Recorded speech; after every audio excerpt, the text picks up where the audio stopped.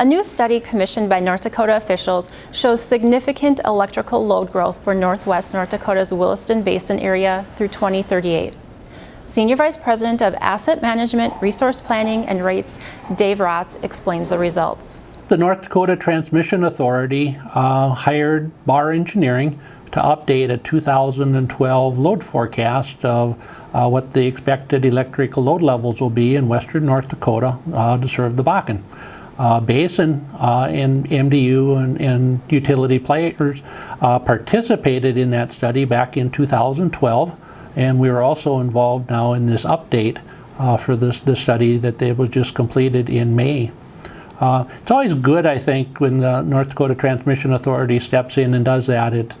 We do our own forecasts on a year-by-year basis, and this is a good way for us to get an independent view as well as what other forecasters may develop. With this chart, what it really shows is the load forecast of the Barr Engineering report.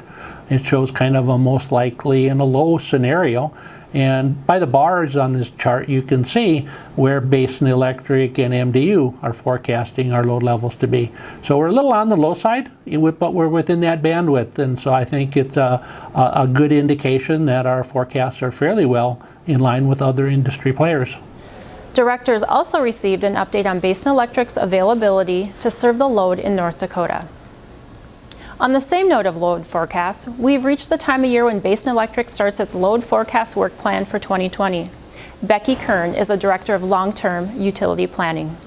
Basin's board took action this month on the load forecast work plan.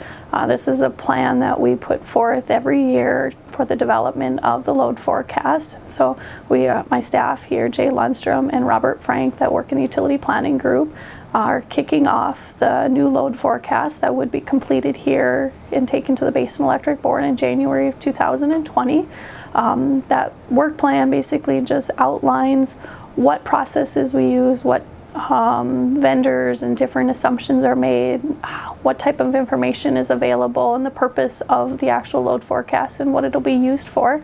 And so they are working with representation from all of our Class A members, and we'll be working individually with each of the Class C members and distribution providers or membership on the development of each individual member's load forecast that will go into Basin Electric's planning in 2020 and beyond.